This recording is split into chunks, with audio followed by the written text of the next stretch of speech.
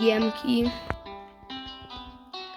Jestem nowy na Roblox Community i chciałem właśnie wam powiedzieć, że dzisiaj byśmy tak ocenili ogólnie tak na start od razu pana Bingo.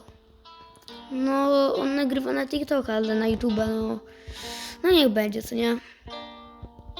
No ale git YouTuber, właściwie TikToker, zamiast debil, no git jest właściwie.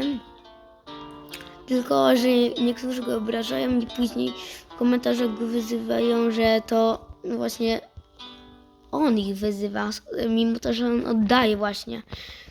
Jest ogólnie spoko, tylko niektórzy go po prostu nie doceniają.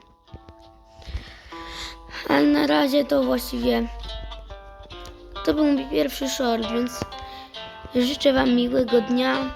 Nara też.